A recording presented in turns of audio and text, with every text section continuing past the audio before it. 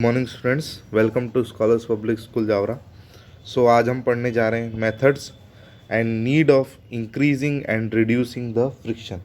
सो हम लोगों ने लास्ट लेक्चर तक फ्रिक्शन के एडवांटेजेस और डिसएडवांटेजेस के बारे में अच्छे से जान लिया कि क्या क्या फ्रिक्शन के एडवांटेजेस हैं और डिसएडवांटेजेस हैं। सो हमको अगर ये भी जानना था साथ ही में कि अगर इसके एडवांटेज ज़्यादा हैं या कोई चीज़ करने से हमें ज़्यादा फ्रिक्शन मिलता है तो हम फ्रिक्शन को या तो बढ़ाएंगे या कुछ ऐसी कोई चीज़ हो जिससे हम फ्रिक्शन को घटा दें, जिससे वियर और टीयर भी कम हो। तो आज हम वही पढ़ेंगे। सो हम शुरू करते हैं आज का lecture. In our daily life there are circumstances when it become necessary to increase और to decrease friction. As in the case of wet lifter lifts the weight, he or she applies some powder on palm to have a better hold or grip that increase the friction. In part of machine, it become necessary to reduce the decrease the friction. तो देखिए यहाँ पर हमारे पास दो condition है कि हमें या तो फ्रिक्शन को हम बढ़ा लें या फ्रिक्शन को घटा दें। बट हम कब बढ़ाएंगे कब घटाएंगे? On the basis of circumstances मतलब जगह, या फिर हम बात करें सिचुएशंस। जैसे अगर हम बात करें वेट लिफ्टर की, जो भारोत्तोलक होते हैं, जो वज़न उठाते हैं जो लोग, वो क्या करते हैं कि अपने हाथ में थोड़ा सा पाउडर लगाते हैं। उससे क्या होता है, पाउडर लगाने से उनके फ्रिक्शन ज़्यादा मिलता है। उनको फ्रिक्शन ज़्यादा मिलता है तो उनके लिए जो वेट को उठाना इजीली हो जाएगा। बट अगर हम बात करें मशीन्स की, तो मशीन्स में हमें फ्रिक्शन कम चाहिए क्योंकि वो अच्छे से काम कर पाएँ, ज़्यादा एफिशिएंसी से काम कर पाएँ। सो उन्हें हम क्या बोलेंगे, उस समय हम क्या बोलेंगे, फ्रिक्शन को हमें इंक्रीज़ करना है या डिक्रीज़ करना है। ठीक है, अब आगे बढ़ते हैं। तो हम देखेंगे आज मेथड ऑफ इंक्रीजिंग फ्रिक्शन और method of decreasing friction. So by making the surface rough और अनइवन। तो इंक्रीज कैसे करेंगे फ्रिक्शन को? तो सरफेस को आप क्या कर दोगे, सरफेस को आप रफ और अनइवन कर दोगे, जिससे क्या हो जाएगा, फ्रिक्शन बढ़ जाएगा। The grooves are made up of roughs in the tyres of motor car and bicycle to increase the friction so that motor car or cycle do not slip on the road. When a ground or surface becomes slippery after rain or water splashing, it may rough be spreading sand to increase the friction. तो देखिए condition क्या होती है कि मान लीजिए आपकी road एक जैसी इवन है और उस पर अगर आपके टायर अगर एक जैसा होता बिना उसमें कुछ छेद वगैरह, जैसे आप इसमें देख पा रहे हैं या आपके जूतों में देखिए, क्या होगा, आप स्लिप करोगे। स्लिप क्यों करेंगे? क्योंकि इनके बीच में कोई फ्रिक्शन नहीं हो रहा है। ऐसी कंडीशन में हम टायरों में क्या कर देते हैं, हम टायरों की शेप इस तरीके से देते हैं कि इनके अंदर फ्रिक्शन बढ़ जाए। उससे क्या होगा कि इन केस अगर कभी बारिश होती है या पानी आपकी सड़क पे गिर जाता है, तो ऐसी कंडीशन में क्या होगा, आपका जो वो टायर है वो स्लिप नहीं खाएगा, जिससे क्या होगा, आपको फ्रिक्शन ज़्यादा मिलेगा। ठीक है, अब अगर मान लीजिए अगर किसी रोड पे इन केस पानी गिर गया हो या अगर मान लीजिए कुछ ऑयल गिर गया हो, तो ऐसी कंडीशन में वहाँ पर रेत डालकर फ्रिक्शन को बढ़ाएंगे। और by pressing the surface harder friction can be increased. तो हम किसी भी सरफेस को प्रेस करेंगे जिससे क्या होगा, आपका फ्रिक्शन ज़्यादा बढ़ जाएगा। तो देखिए अगर हम बात जानें तो फ्रिक्शन को ज़्यादातर तो हम रिड्यूस ही करते हैं मोस्टली टाइम पे। कहीं कहीं पे हमको इसको इंक्रीज़ करना हमारे लिए नेसेसरी है, बट रिड्यूस करना हमारे लिए इम्पॉर्टेंट है। तो अब रिड्यूस कैसे करेंगे? तो बाय पॉलिशिंग। तो पॉलिशिंग कैसे?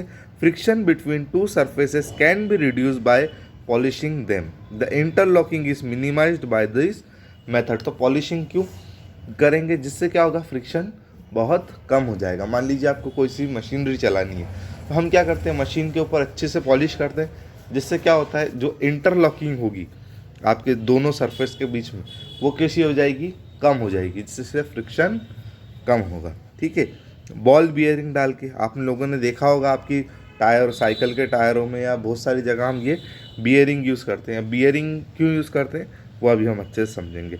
As the rolling friction is less than the sliding friction. आपको पता है कि स्लाइडिंग फ्रिक्शन से ज़्यादा ईजी हमारा रोलिंग फ्रिक्शन था। Placing the small steel balls or cylinders between two moving surface allow one surface to roll over the other. तो क्या होता है, देखिए कितनी भी बड़ी सरफेस हो, मान लो उसके आपने नीचे बॉल बियरिंग लगा दी, तो उससे क्या होगा, वो रोल करेगी उसके ऊपर, आप उसको स्लाइड नहीं करेगी, वो रोल करेगी। तो रोल करने से क्या होगा, रोलिंग फ्रिक्शन आएगा, और रोलिंग फ्रिक्शन आपके लिए ईजी पड़ता है, ठीक है। For example, the free wheel of cycle and the axle of motor car is provided with the ball bearing. तो इससे क्या होगा, ये उस जगह पर किस तरीके का फ्रिक्शन लगाएगा, स्लाइडिंग फ्रिक्शन। और दूसरा है आपका, क्या है आपका एक और, यूजिंग लुब्रिकेंट। लुब्रिकेंट मतलब आप उसमें पॉलिशिंग करोगे, और मान लीजिए जो ग्रीस होता है, आप लोगों ने देखा होगा, हम हमारी साइकिलों में ऑयल डालते हैं या हमारी गाड़ियों में ग्रीस डालते हैं, वो किस वजह से डालते हैं, क्योंकि फ्रिक्शन कम हो सके। Friction between to surface can be decrease by using lubricants. A lubricant is a substance, solid और लिक्विड दोनों तरीके से हो सकता है, which forms a thin layer between two surface in contact. It also fill the depression present in the surface of contact or reduce the friction considerably. In light machinery, thin oils are used. In heavy or fast machinery, thick grease are used. तो देखिए, आपको पता है कि मान लीजिए आपकी cycle है जो कि कंटिन्यूसली चले जा रही है, तो क्या होगा, आपकी साइकिल में वियर एंड टीयर हो सकता है। तो आप उसको रिड्यूस कैसे करेंगे, तो आप उसको रिड्यूस ऐसे करेंगे कि उसमें ग्रीसिंग करके, या मान लीजिए आपने घर पे आपके देखा होगा वो मशीन कौन सी, जो सिलाई करने की मशीन, वहाँ पर भी हम ये सेम चीज़ देखते हैं कि हम मशीन के अंदर ऑयल डालते हैं। ऑयल डालने से होता क्या है कि आपकी जो मशीन है वो इजीली वर्क करती है और फ्रिक्शन भी उसके अंदर लेस हो जाता है। आई होप आपको ये बात अच्छे से समझ में आई होगी। अब हम जानेंगे फ्लूइड फ्रिक्शन के बारे में कि अभी फ्लूइड फ्रिक्शन क्या होता है। तो शुरू करते हैं फ्लूइड फ्रिक्शन पढ़ना। So in friction, in case the object is moving in a contact with liquid or gas reduced by making the shape of object like a boat, let us decrease fluid friction. Fluid friction क्या होता है? So when an object moves through a fluid substance मतलब बहने वाला, ध्यान रखिएगा आप, fluid system मतलब बहने वाला, ठीक है। अब मान लीजिए वो है, so it does not involving sliding surface such as friction in solids.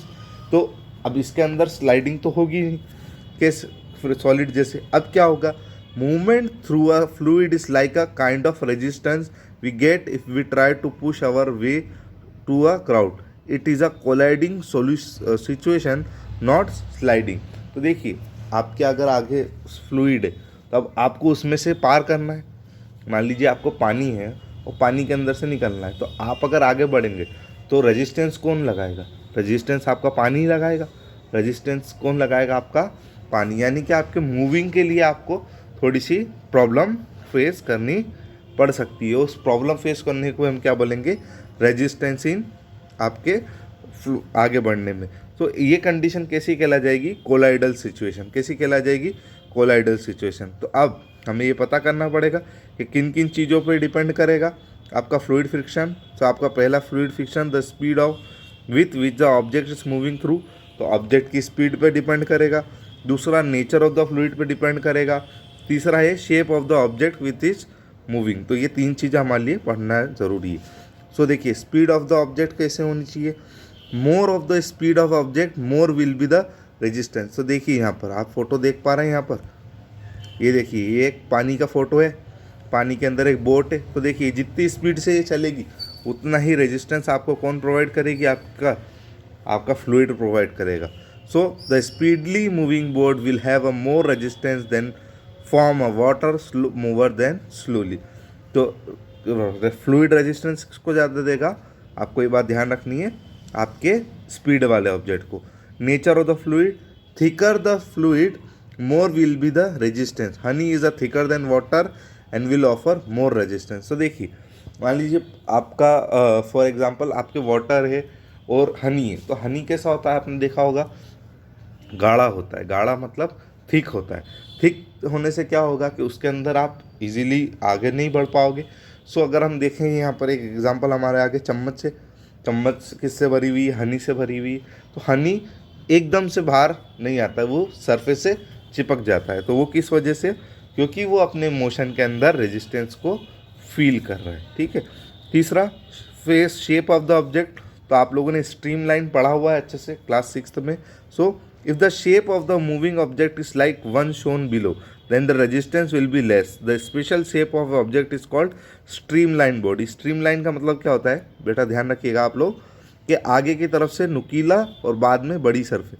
जैसे मछली की जो शेप होती है, मछली की शेप आपने देखी होगी कैसी होती है, मछली कुछ इस प्रकार की होती है। आगे अगर हम बात करें तो शार्प एज होता है उसका। इससे फ़ायदा क्या होता है शार्प एज का, कि आप ये जो वाटर है, ये इसको वाटर हो गया या एयर हो गई, ये कैसे हो जाएगी, इजीली कट जाएगी, मतलब आप आगे इजीली बढ़ पाओगे। तो इससे क्या होगा, fishes have a smaller shape, similar shape, aeroplane and boat have the streamline shape to minimise their air and water friction respectively. इसका मतलब ये हुआ कि मान लीजिए जब ये फ्रिक्शन अगर किसी एयर ने या हमारे वाटर ने फ्रिक्शन लगाया, सो आपके ऑब्जेक्ट पे ये इफ़ेक्ट नहीं करेगा। आई होप आपको मेरी बात अच्छे समझ में आई होगी। इसी के साथ हमारा ये चैप्टर भी ख़त्म होता है जिसका नाम था फ्रिक्शन। अब हम इसके क्वेश्चन आंसर करेंगे साथ ही साथ। अगर आपको इसमें कुछ डाउट होता है तो आप हमें कमेंट बॉक्स में डाल सकते हैं। तब तक के लिए आप पढ़ते रहिए। Thank you so much. God bless you all.